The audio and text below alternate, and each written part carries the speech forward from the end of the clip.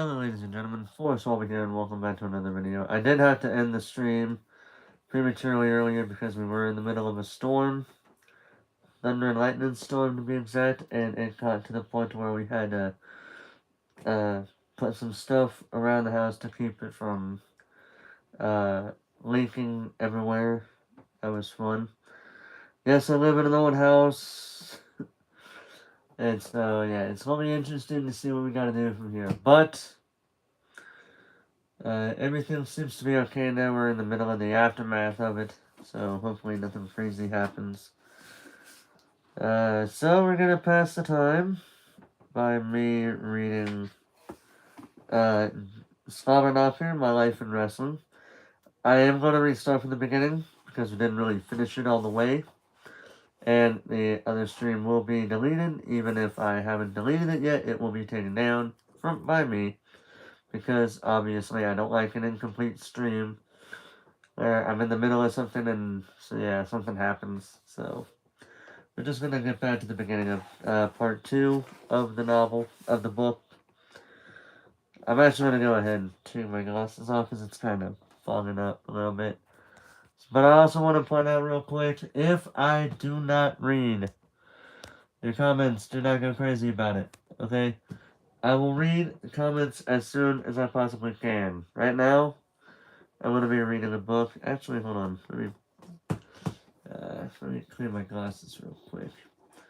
Yeah, it was crazy earlier. I was in the middle of it, and then I received a weather service alert saying that my area was going through a tornado warning until 11:45 local time. So yeah, I had to stop. I had to drop everything and deal with, the storm that we was going through. But luckily everything seems to be okay now. But I am going to be a little bit cautious for the moment. Hopefully nothing crazy happens, and if it does, I will have to end the stream. So yeah. So without further ado, let's get to reading.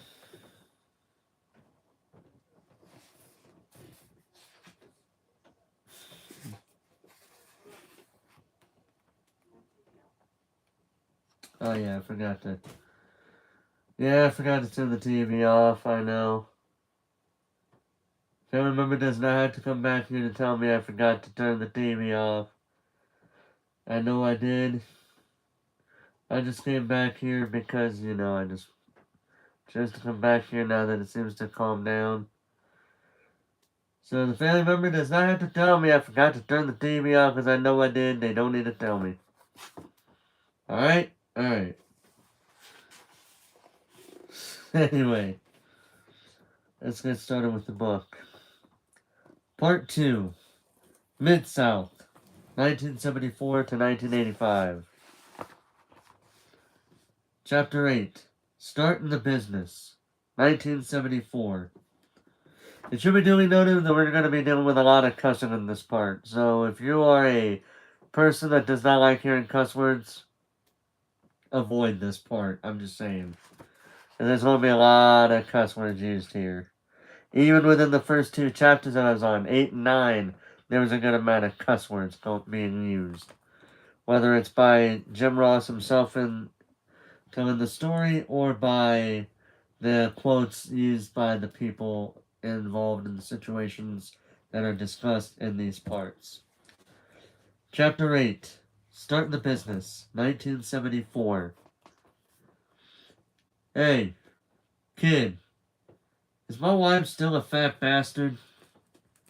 Hell of a question to ask a 22-year-old kid fresh off the farm, especially when the heartbroken wife in question had just walked into the room, unannounced, and heard the query. Leroy McGurk was looking straight in his wife's direction, but couldn't see her. This answered any doubt I had as to whether the man I saw on my TV wearing dark glasses was, in fact, blind. I said, goddammit, is my wife still a fat bastard or not? I sheepishly looked at Mrs. McGurk, and the look of embarrassment on her face made me want to apologize for her husband's outburst. I opened my mouth to speak, but she got there first. "I'm right here, Leroy," she said. Silence. Her pain and humiliation was palpable before she turned and left the room. She hadn't just been shamed in front of her blind, drunk, cigar-puffing husband, but also in front of me, her husband's brand-new assistant. There was a long, sobering stillness before Leroy slowly pivoted his head to my general direction. His sharp and gruff demeanor had changed. He looked troubled, hugely disappointed, but in me. "You should have told me the fat bastard was standing there, kid! You hear me? Do you hear me?" As I stood there with Leroy continuing to chew me out, I had a feeling that this new job and this new business mightn't be like all the other jobs out there. There was no easy way into the wrestling business. The old timers reminded me again and again just how lucky I was to be in their world. To know that nearly everyone I was surrounded by got into the wrestling business by being either an amateur wrestler, an outstanding athlete, or related to or knowing someone already in the business. I ticked none of those boxes. I had no one who would even vouch for me. The chances of being let in were minuscule, and yet there I stood, green as goose shit and scared as hell. It was like I was trying to break into a non-violent mafia, and my schooling started immediately. Not only was I allowed into the business, but I was almost immediately placed slap bang in the center of it, because Leroy's lack of sight meant I was his official note taker at the booking meetings, where all the most delicate of plans were discussed. I found out that Leroy had lost sight in one eye as a child, before a car accident blinded his other eye in 1951. Watts wasn't so sure. "He lost his good eye in a bar fight," he told me. Bill and Leroy couldn't agree on what happened to Leroy's eye, or anything else for that matter. Right from the start, I got a double shot of the Leroy McGurk Bill Watt philosophies as they routinely butted heads. Their arguments, though, were a master class for me to witness. I was frequently exposed to two professors who had different theories on how to make money in the wrestling business. Within a couple of weeks, I saw that McGurk was the figurehead boss who had enough clout to make changes to a card. He was brilliant when sober, when it came to to verbalizing the basics and the psychology of a wrestling match. His theories and base philosophies of good versus evil, building personal issues, keeping a strong value on the territory's titles, and not insulting the audience were amazing lessons to learn. I could see that behind the smoke and liquor breath, Leroy was an extremely smart man. Watts, however, would that to be in a better position for me. Watts, however, was the real boss who slowly revealed himself to be a legitimate pro wrestling genius who had great vision for the long term, big picture. I watched him time and again expertly explain that vision to the broadcasters, wrestlers, referees, and TV directors, so that all of the cogs in the wheel were turning fluidly. Bill also had a magnificent eye for talent. Even though both Leroy and Cowboy oftentimes mixed like oil and water, observing them both began to cement my own theory on where I might carve out a career for myself in the business, if I were to last. Even though I was a passable athlete, I knew I wasn't ever going to have the physique to be a successful wrestler. The guys I grew up seeing in the magazines, by and large, appeared to be bigger than life in some way or another. Dick the Bruiser, the top star in Indianapolis and one of the wrestling's most legendary brawlers, was only 5'9", but he had a 60-inch chest. The world heavyweight champ for most of my formative years was Lou Thez. Thez, like his junior heavyweight counterpart Danny Hodge, was a thoroughbred. He was long and lean, with the unbelievable physical conditioning and endurance. Cowboy Bill Watts himself was 6'3" and 300 pounds, and one of the strongest men in all of sports.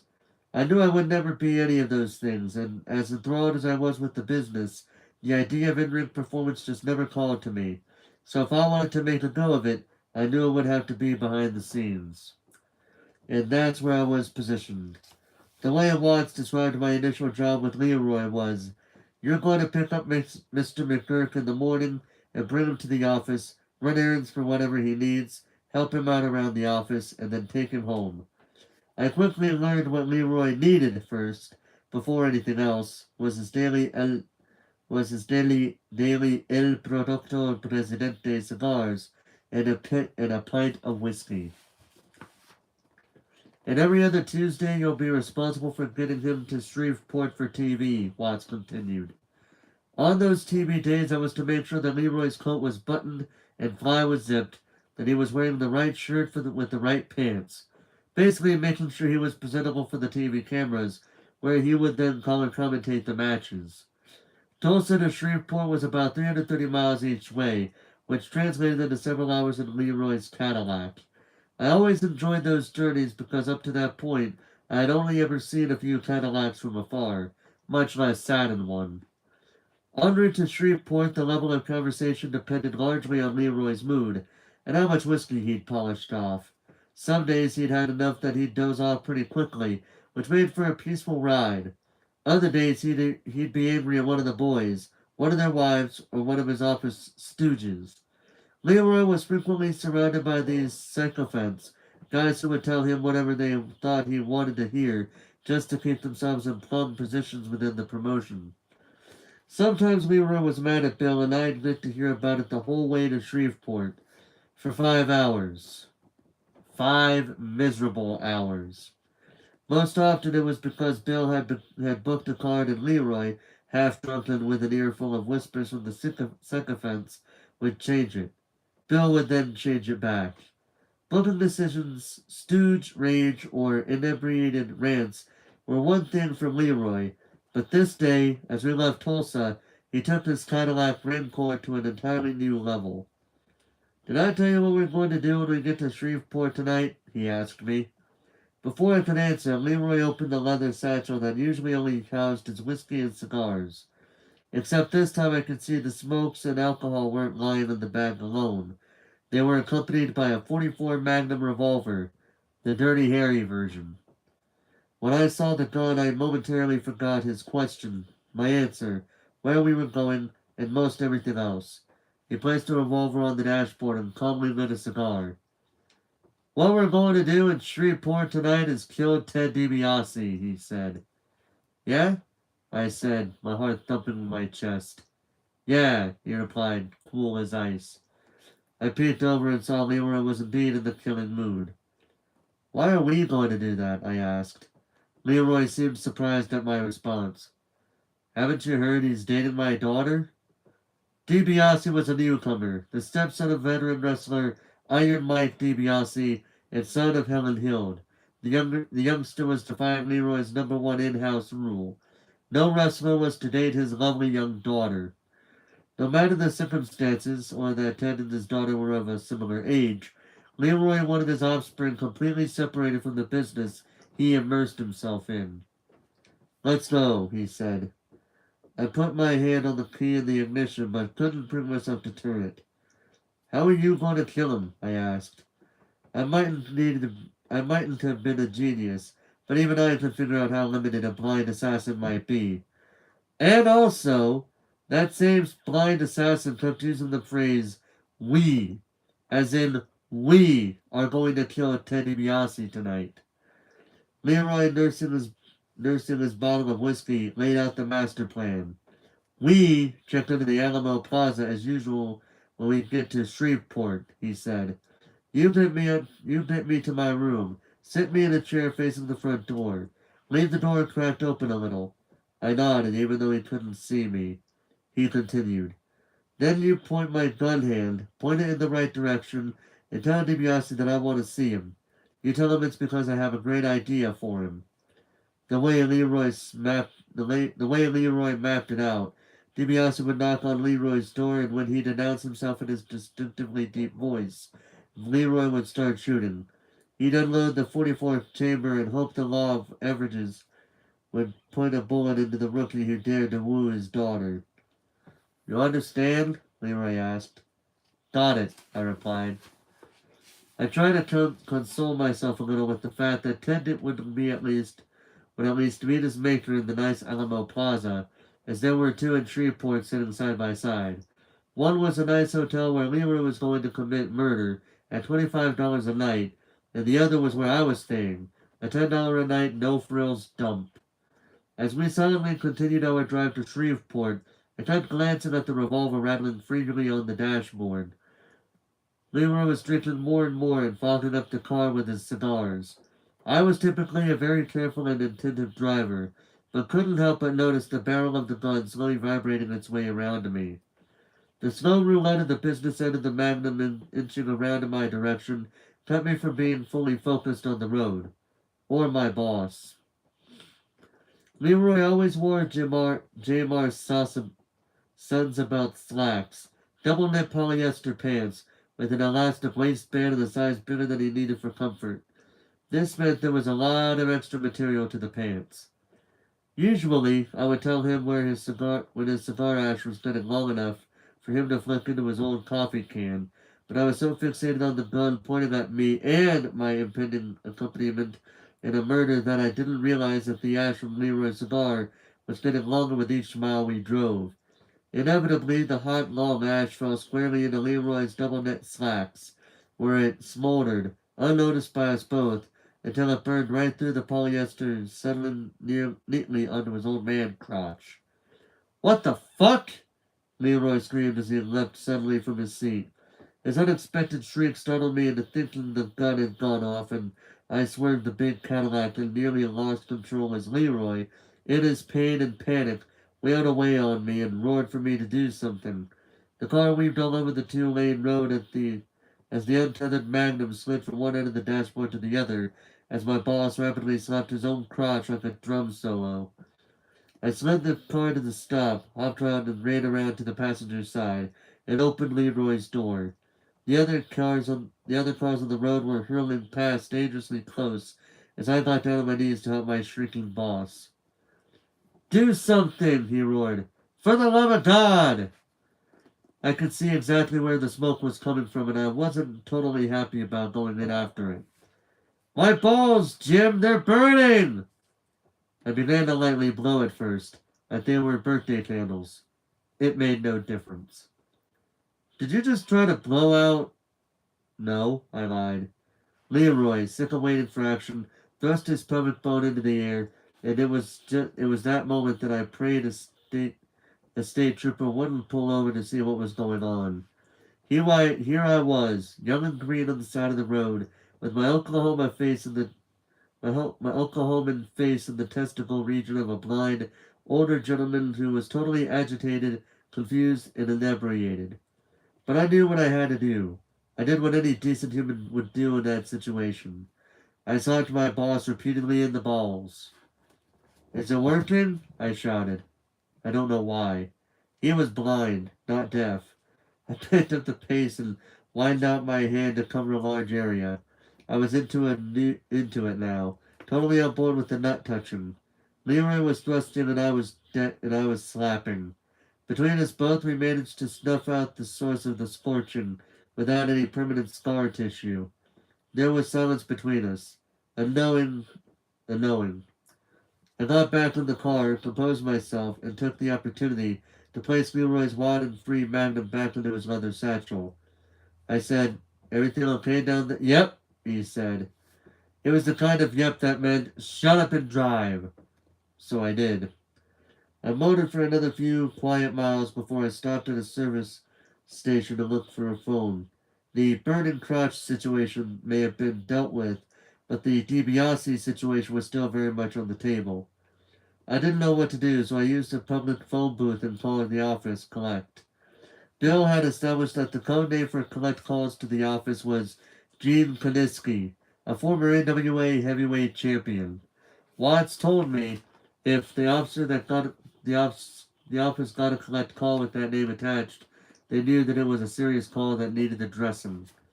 This also helped the office save money, as running Gene Kaniski back was cheaper than taking the charge of a collect call.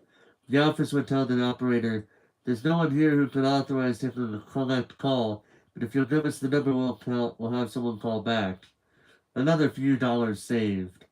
I called, gave the Kaninsky name, and waited for the operator to tell me they would call back. Even though Cowboy was wrestling on TV the next evening, he was still in the office because he was going to fly his plane to Shreveport, which meant he'd get there in a fraction of the time it took us to drive there. The service station payphone rang after a couple of minutes with Bill on the line. Well, your partner and I are on our way to Shreveport to kill Ted DiBiase, I said. What? He replied. Yep, Leroy's drunk. He's got a 44 Magnum and he's worked out how to kill Ted and make me an accomplice. Bill started laughing. I didn't think it was funny at all, but Bill was just howling. What a team of hitmen we were. A sightless, drunken senior citizen with smoldering slacks and his greenhorn assistant who had just spent the last 2 minutes punching Mr. McGurk in the balls. Finally, after a few seconds, Bill settled down enough to say, Okay, let me think. All right, Jim. He's got to be close to passing out from the whiskey, so just get him to the hotel and get him into bed. I'll be down there about the time you guys get there, and I'll take him off your hands. My call to Bill confirmed to him that I was indeed doing what I was mostly hired to do, babysit Leroy McGurk. I didn't even realize that was basically my job at the beginning, but, more importantly, neither did Leroy. I'm gonna take a hit of the receipt. That was just crazy. That's just crazy. That's just something that's crazy. Just smacking the shit out of a man's balls, trying to get him from being on fire. That's crazy, isn't it?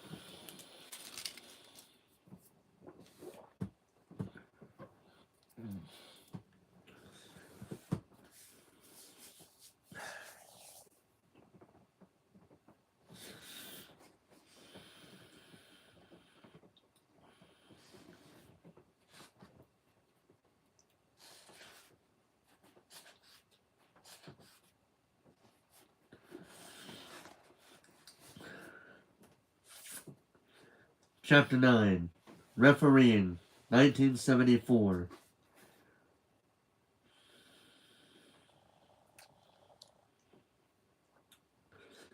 Bill pegged the cost of my services to the company at a hefty price tag of $125 a week. As time passed, he could see I had a good grasp of the basics and took notice of how nothing they said in their meeting ever got out through me. I can rely on your discretion, he said, which was in dangerously short supply in the wrestling business. Leo Voss, a referee who'd been a journeyman wrestler from the 1940s and 1950s, took me under his wing because he could see that integrity in me too. Leo spent around 5 years at the beginning of his career as a wrestler, but the following 30 years as a referee, booker, and valued member of the office. His career was cut short when he got hit in the head by a glass bottle by a fan in Louisiana. In less than a month, cataracts were forming on his eyes, and Leo's vision and mobility began to rapidly decline. But he stayed around the office, with not much to do. I, for one, was happy that such an experience and wisdom was on tap. If Leroy or Bill find that you've told anyone anything from those meetings, they will fire you, Leo warned me. You know that all the boys know you're in the meetings. They're going to do anything they can. They'll ply you with liquor. They'll try to get you laid. They'll buy your meals. Whatever they think it will take to entice you to reveal booking secrets. And also know that most of them are con men. Lousy, no-good bastards. So you don't want to tell them nothing. Don't try to make up a story. Just tell them you don't know anything or what they're asking or you're not allowed to say anything. Leo's advice was very good because, before long, it seemed like half the wrestlers in the company had attempted to ingratiate themselves with me so that I would spill the state secrets to them. They wanted any little nugget of booking information that they would then use to manipulate themselves into better positions. I never said a word. Leo himself kept trying to get information from me, and if he saw for a second that was to crack, he would say, "You can't trust me either, kid." Keeping Cowboy's confidence was the foundation to make sure I survived within the promotion. Bill in particular could see I wasn't in the company to politic my way into being a manager or wrestler. I was genuinely happy to do whatever the company needed me to do. The only way Cowboy could convince Leroy to lay out the exorbit, exorbitant sum to pay me was by assuring him that I would be working 3 jobs for the one paycheck. As always, by hiring me, Bill was moving his chess pieces around the board, a couple moves at a time. I wouldn't just be Leroy's assistant. I would also help out in the office all week during the day, and then at night I would work as a referee. The officials were all fine referees, but they were all getting older, and Bill wanted a referee with a little more mobility, one who could get more mixed up in the physicality when needed. He was selling wrestling matches as if they were a shoot or legitimate contests. This called for physically capable looking officials in order to convince the audience that you could keep up with the pace of the contest and not make bad calls caused by being caught out of position. In reality, the true skill was to place yourself out of position without it looking like you meant to, so the heel or bad guy wrestler could cheat without penalty. This would drive the audience nuts as the dastardly deed would go unpunished. Even though he wanted changes, Bill didn't rush me into the ring. I only started refereeing a few months after they hired me. He ensured I was being indoctrinated properly by first enrolling me in the Cowboy Bill Watts School of Promotional Psychology. Our campus was whatever rental car we were using as we went from market to market through Louisiana. Bill let me drive while he spent mile after mile talking with me, educating me, and getting me ready for my upcoming role as referee. Approach every match with the same decorum and seriousness that you use in those football games you officiate, he said. The wrestlers aren't going to treat you any differently than those players. They're not going to abuse you, and they're not going to make a mockery of you, because you represent the integrity of this organization. This approach also meant the wrestlers had to be alert. If a heel was too lazy to hide an illegal hold such as a choke, I would order him to break the hold, even if that conflicted with what the heel was planning. The great heels were the ones who could maneuver me into a position where I honestly couldn't lay eyes on their rule-breaking acts. Our interest lies in the fans hating our bad guys, so they finally pay to see our heroes beat them, Watts continued. And they set themselves out as bad guys at times by doing chicken shit moves. And what gets a crowd hotter than someone cheating? When they don't get caught cheating, and they lie or deny when asked. Watts always wanted to maintain credibility with our fans and get across our key points as effectively as possible, in every aspect of the promotion. My first match as referee was a young Mike George versus Memphis veteran Henry Phillips. Before the match, one of Bill's office guys said to me, "Hey kid, you know you're doing a 10-minute Broadway?" Clueless, I said, "Okay." I thought it was some sort of reference to New York, as if something was going to happen in the match that would lend itself to a big stage show. But I wasn't sure, so I sought out Leo Voss again, who had a world of experience. "What's a Broadway mean?" I asked him. Leo was more than happy to answer. As a matter of fact, I think he was as happy to see me around as I was having him around. I was the eager young kid looking to learn, and he was the older soldier who loved passing on his considerable knowledge. "A Broadway is when a match goes to a time limit draw," Leo answered. Bill overheard our conversation and asked Leo to get me ready. "Take the kid and explain how this works," Bill said. To everyone else who was smart in the business and had their own work to do, having an old referee hanging around the office was a bit of a nuisance. To me, it was another opportunity to learn everything I could, in this instance, about refereeing. "Referee like it's a shoot, like a real contest," Leo said. Watch for rule violations and make sure you're in position to see both shoulders during a pin attempt. If you see any illegal move or hold, admonish the heel before starting your 5 count to force the break. If the heel doesn't stop whatever illegal activity he is doing before you reach the count of 5, disqualify him. If he's stupid enough to get caught and defy your count, stop the contest. Let Bill deal with him when he gets to the back after the match. Remember, see what to call and call what you see, like real life. My first match was okay. I was out of position in places and nervous as hell. I knew I had a lot more to learn. I went from Leo to Bill to anyone else I could ask for more advice. I wanted to learn more and more about the nuances of the business. I would ask the old timers, the wrestlers, and even some legends as well. Show me how you count. Harley Race and Dory Funk Jr. were in the midst of their pre-match warm-ups. Dory was off in the corner, doing push-ups, and Harley was sitting on a bench, smoking Marlboro. Race and Funk were to go to a 1 hour Broadway, and this time I didn't need to ask what it meant. Show me how you count, Harley said again. I got down on my knees and slapped my hand to the floor 3 times, with every intervals about a second each. Harley took a drag and asked, "And you count that way every time?" "Yes, sir." He seemed pleased by my answer. "Just make sure you count at the same cadence, every time." "Yes, sir." "Anything else?" "Yes. If you see me cheat, make me break," Harley said. "If you don't see it, then don't let the audience officiate for you. Remember, they're going to see me cheat because my goal is only to keep you from seeing me, not them."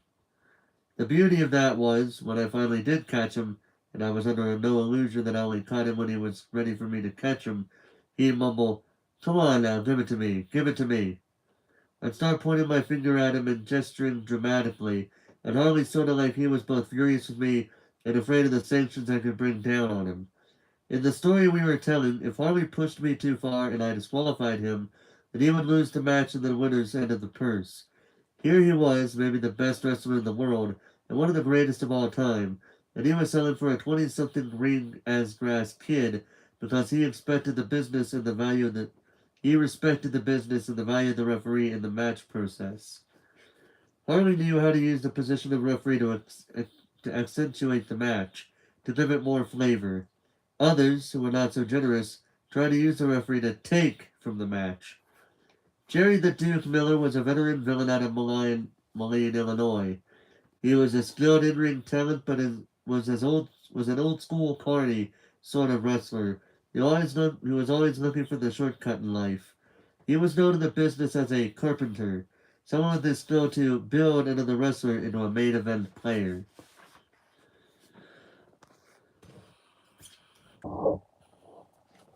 He was also a little bit of a freak with the ladies, as he carried a wide assortment of vibrators and dildos with him in his wrestling bag.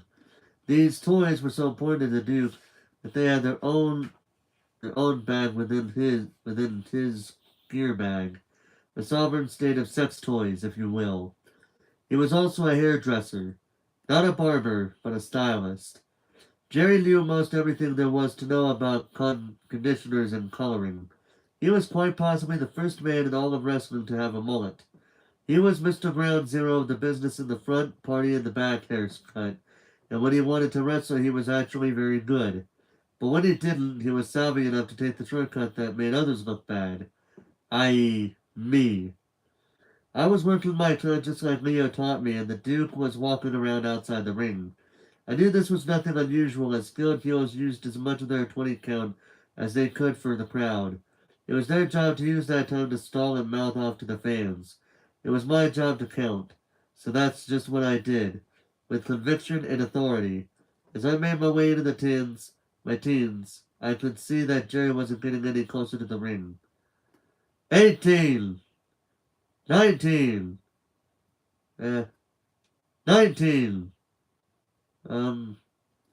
19? He was nowhere near getting back into the ring to break my count and continue the match to its planned finish.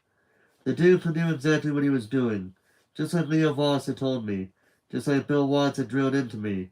A referee stands and falls on his ability to command a match.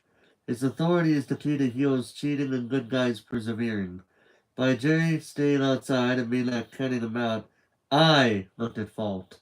I looked weak. All I could think to do was stall myself, look around the ring like something else had distracted me. Lucky for me, the other person in the match knew exactly what to do. Danny Hodge, a legit amateur wrestling legend and childhood hero of mine, was about to give me some much needed assistance. Hodge could see the heat from the crowd was going to the wrong guy. It was going to me, the ref. Danny was a legit shooter, a total badass who knew the wrestling business inside and out. He didn't need to see any more of Jerry's antics to know that the audience was getting the wrong kind of pissed. It was taught that in wrestling you wanted the crowd to be angry enough at the bad guy to want to buy tickets to see him get his ass kicked the next time. Referees don't sell tickets, and Danny wasn't going to work a multiple work program in the ring with me, thank God. So the audience turning on me wasn't going to sell one single ticket for Danny's next encounter with Jerry. The Duke was now potentially taking money from Danny Hodges' future playoffs, and that wasn't going to happen. Stand aside, Tiger, Hodge said as he passed through the ropes. He caught up to Jerry and manhandled him back into the ring. The Duke tried to put up some resistance, but I quickly learned when Hodge wanted a man in acquiescence, there wasn't much that man could do but acquiesce. I had personally seen Hodge break pliers and turn whole apples into pulp with his legendary grip string. So I could only imagine what he could do to a man's bones and muscle tissue. Jerry begged off for real, but Hodge wanted to make sure there would be no further nonsense. Danny took him to the canvas and applied a legitimate double wrist lock to subdue any remaining resistance from Jerry. I quit, he shouted. Danny, I quit. When Danny didn't let up, Jerry turned to me. I quit, referee. Call the match. I looked for my cue from Danny, who simply instructed me to ignore the Duke's call, because that wasn't the planned finish either. After squeezing all the friskiness out of his opponent, Danny whispered, Let's go home, to which was wrestling speak for ending the match. Jerry nodded furiously in agreement. Yes, go home, go home. And that's just what we did. Danny released his hold and Jerry moved into position to finish the match. He miraculously remembered just where he had to be and just what the finish of the match was. Hodge won.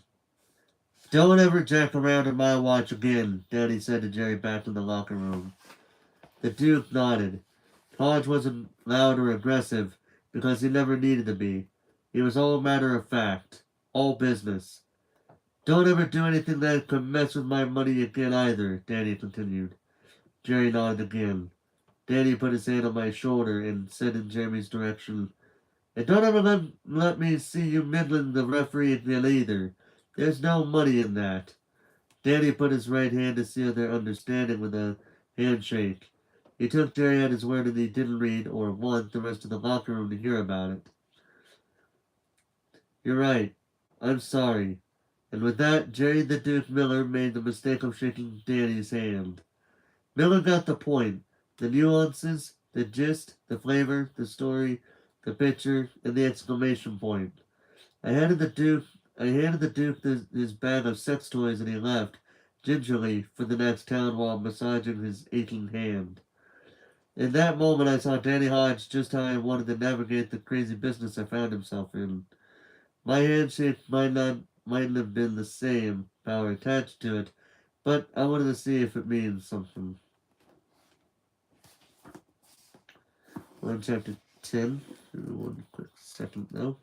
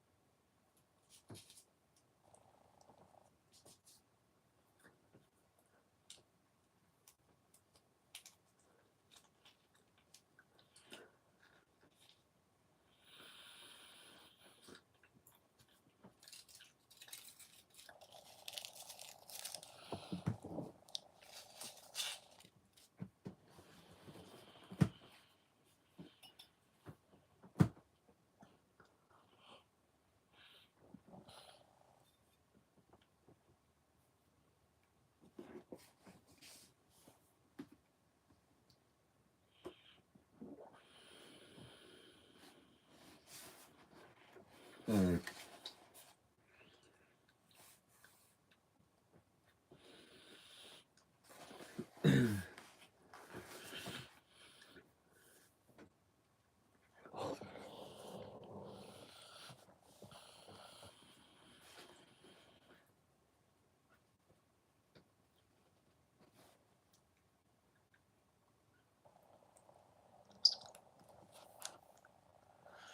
Alright.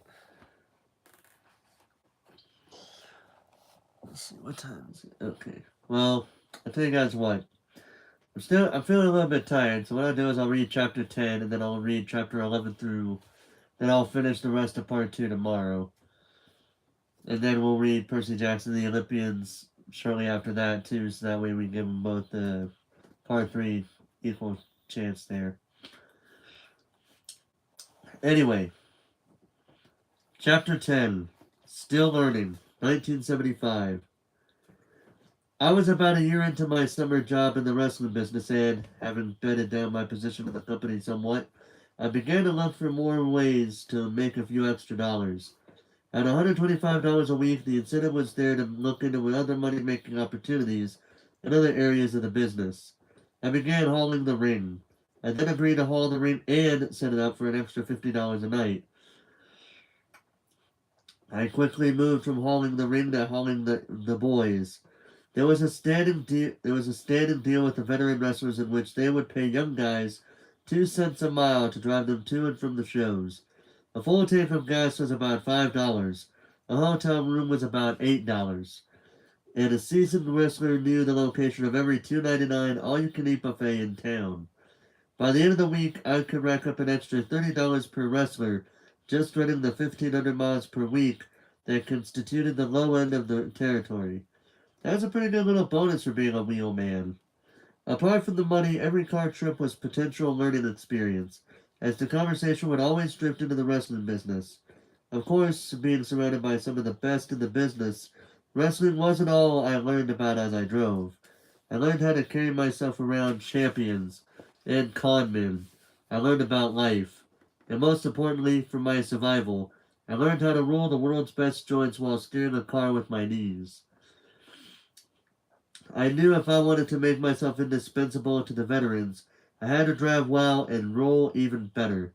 They saw nothing wrong with me driving with no hands, but they never wanted me stoned while driving them, so I always got passed over. Not that it ever really mattered, as I got a contact time more often than not. Rolling joints added another string to my bow, another reason to keep me around, and I rolled enough bones to get pretty damn great at it. Of course, hauling such a collection of persons in my car meant that it damn near needed fumigating after a few days of travel. We didn't run shows on Sundays, but I still didn't get my biblically prescribed day of rest. Sunday was my day to clean out the car and try to make it smell like new again, instead of sewage treatment plant. Between the farts, the food wrappers, the marijuana smoke, and the split booze, it smelled like the unscrubbed armpit of a long dead farm animal. My cat saw my cat what? My car saw quite a difference between the smoky, raucous nights with the wrestlers and the calm Sunday mornings with my family. I was very much aware that I was a farm boy living both sides of one life. Despite his lingering dislike for me and people in general, Treach Phillips was one of my frequent passengers. His antipathy toward me didn't stop Treach from jumping in my car at the end of a show. He always insisted we stop and get beer. And I don't mean every now and then. I mean he needed a six-pack of beer after every show. Not that drinking between towns was unusual, it's just that others asked. Treach demanded. He also refused to pay me for the trip most times. He'd tell me that he was Leroy's guy and that Leroy said he didn't need to pay, no matter the length of the journey. He seemed comfortable sitting in the awkwardness between us, drinking, scowling, and smoking his cheap cigars. The more he traveled with me, the greater the tensions grew between us. Pull over, he said as we left another town. We were in the middle of nowhere. Where? I asked. Don't care. I need something to drink. Treach crushed his empty beer container and dropped it on the floor of my car. I couldn't take it anymore. Something to drink? I asked. He never even looked at me to answer. Now. So I did. So I did hurry. To the nearest Dairy Queen. What are we doing here? What are you doing here?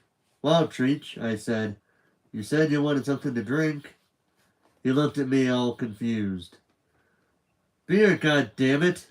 Wrestlers drink beer, he growled. Wrestlers don't drink milkshakes. That's funny, I said, because Danny Hodge drinks a milkshake just about every trip we go on. Treach opened his mouth to speak, but knew better than to say anything bad about Hodge. Even though I was a greenhorn and couldn't really call him on his bullshit, he wouldn't dare talk smack about Danny. Chocolate shake? I asked as I got out of the car. As I walked away, I could hear him cursing me.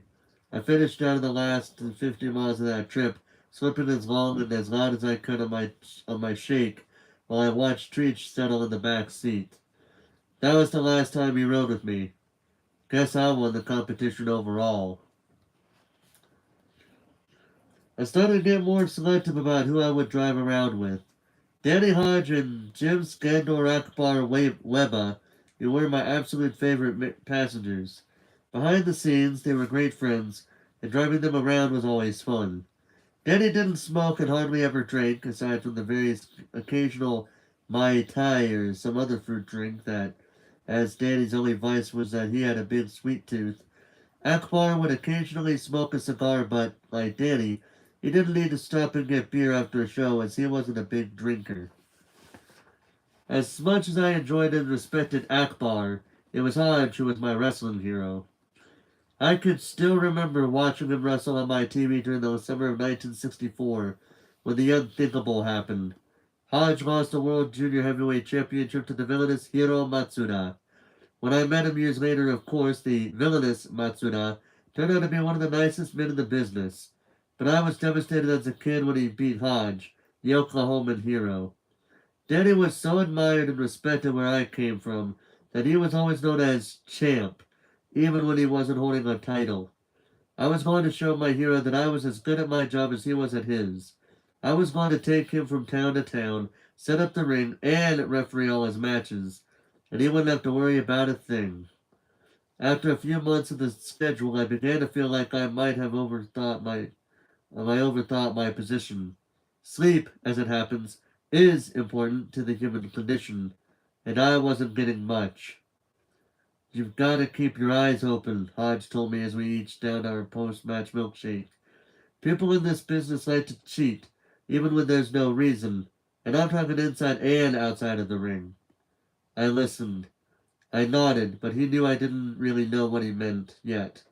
I was only a couple of years in the business, but Danny had a soft spot for me and knew it was better for me to learn that important lesson from him rather than from someone else. He finished his shake and signaled for us to hit the road again. You want me to drive, Tiger? He asked. He could see my eyes were heavy after another long day working in the office, then hauling and setting up the ring for the show, refereeing the matches, tearing down the ring, and driving to the next town. No, Danny, it's fine, I said. I do this all the time. I knew by the way he looked at me that he wasn't sure. I was determined, but 5 minutes into the drive and my eyes were already closing. Danny could see it and I knew he could see it, but damn it if I was going to look like a less of a man in front of the champ. You okay? He asked again, a little more concerned this time. Yes, sir, I answered way too loudly and way too enthusiastically. Hodge chimed in again. Tiger, you need to get some sleep. You've had a long day and I can drive for a while. As much as I wanted to, I couldn't resist the offer of sleep any longer. Every day was a long day for someone in my low-level position, so the thought of a quick snooze between times was a hard proposal to turn down. We pulled over and swapped places. Sorry, I said. Don't worry about it. I laid my seat back a little and finally giving my eyes permission to close was damn near heavenly. I quickly fell asleep feeling an overwhelming sense of contentment. And then I woke again with an overwhelming sense of terror. Danny? I shouted as I saw Hodge was sleeping now too. The car was veering into the gravel track off the road. Danny! I yelled again. This time my words bored through his sleep. What? What? He said and jumped to attention. Danny immediately slammed on the brakes and slid to a stop along the gravel. I may or may not have peed myself a little. Silence. He slapped himself in the face and shook his head, annoyed with himself for nodding off. I didn't want to say anything because he looked like he was giving himself a hard enough time for nearly killing us. I also didn't want to open my mouth because I was sure there was a ladylike scream still caught in my throat. Without opening his mouth or looking at me, he started the car and slowly got us back on the road. All I could do was watch from the corner of my eye for another few miles, just to make sure everything was all right. It wasn't. I could see him slipping towards sleep again. Damn it, Danny, just pull over. I'll drive, I said. There was a second of silence before he answered. Are you sure, Tiger? It was written all over his face that he hated letting someone else, letting something beat him. Even sleep. I got it, I said. From that night, I never let Danny drive again. Both Hodge and Akbar were veterans, and if driving other wrestlers around was a learning experience, driving Hodge and Akbar was like going to an Ivy League university. They both were very thrifty and taught me how to save money, especially on the road. They taught me where to eat, they taught me where to eat, when to eat, and even how to eat. They knew where to stay and how to make the most out of every dollar they had to spend. When we had to stay in a motel during a long road trip, they let me room with them. We'd be in a two-bedroom and I would take a pillow, both bedspreads, and make a makeshift bed on the floor. Some of the grimiest, dirtiest floors in America. All they requested in return for my free lodging was that I become their remote control and errand boy. When they were bored or done with a TV show, they'd shout, "Kid!" and I'd switch the channel. When they were hungry and wanted something brought to the room, they'd call, "Kid!" and I'd go fetch whatever they wanted. They were always polite, decent, and respectful of me when they really didn't have to be. They also taught me the small things like filling up the car with self-service gasoline instead of paying premium prices for full service. I stopped many times and filled up my own tank while the champ was checking the oil and everything else was under the hood. As we drove away, Danny did the math to let me how much money I saved by doing the work myself. Hodge was a star, and that meant the friend of a star, me, also got preferential treatment. I'd get a free piece of pie for dessert or a care package of food to take with us when we were leaving the restaurant. Getting an extra piece of chicken or a sandwich was a lifesaver after the matches, because without that I generally would not eat after a show due to lack of funds. Danny even took me to the homes of fans that he had known for years while working the basic same route in the territory where the lady of the house would prepare a feast akin to a holiday meal. Plus, we always left with a paper bag full of leftovers. Both Ack and Danny knew every trick in the book to help a young kid who had never traveled or stayed in hotels survive on little earnings. You should always value a dollar, Tiger. Be respectful, never be late, and have a travel strategy when you're on the road, Danny told me. And make sure you cultivate relationships with restaurants who manage the hotels that we visit. He also taught me how to wash my referee shirt and pants in the sink at the hotel, and then roll the shirt or pants up into a towel and twist them until they were dry. And free is the buzzword, he said over and over again. We rarely passed a food stand on the side of the road that was giving away anything free without stopping. Little did the fans know that the personalities they saw on TV every week had so little disposable income they were simply trying to get to the next meal, cheap hotel room, or tank of gas. But I had a plan of my own on how to make a few extra bucks. Tiger here wants to play poker with the boys, Danny said to Akbar, so I drove. Akbar just shook his head. I'll be alright, I answered. I know what I'm doing.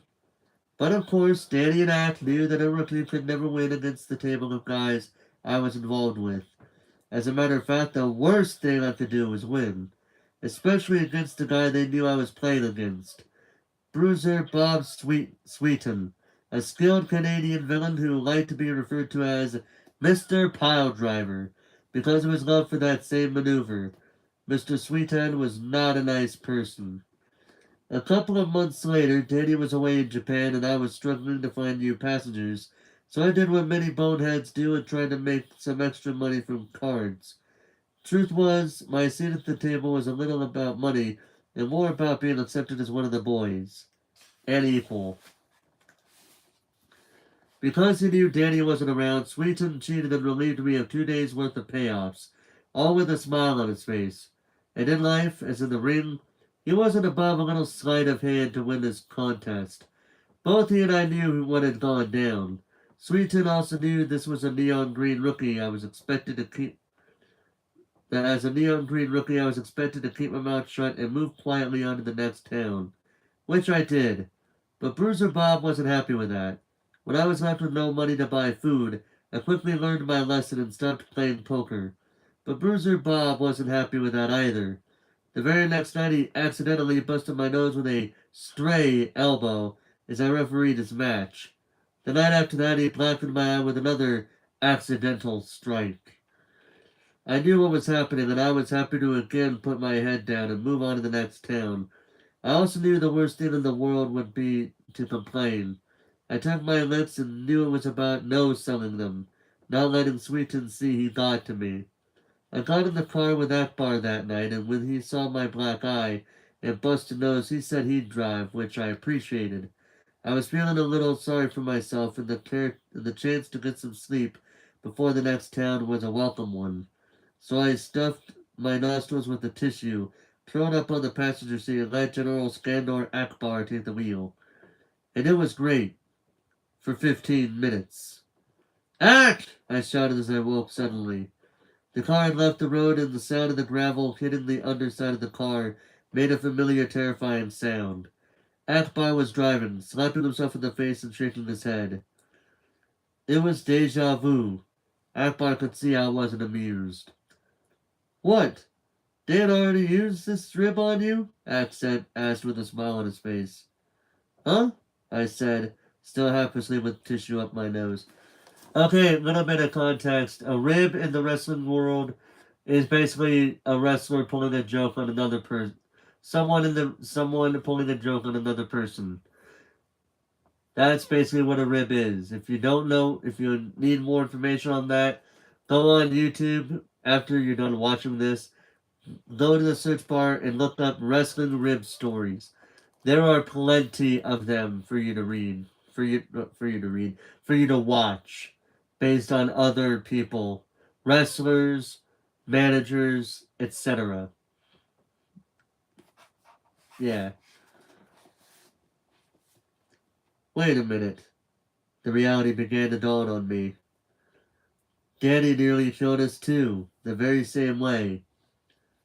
Imagine that, Axe said. He pretended to kill us? Akbar began to laugh. He'd do anything not to drive at night. Sounds like it worked. Turns out Champ actually did have trouble seeing in the dark and staying awake while he drove. Also turns out that Danny was told about what Sweeten did to me. Also, turns out that Bruiser was turned inside out in the match with Danny when Champ got back from Japan. Champ hated bullies, and I never did play cards again.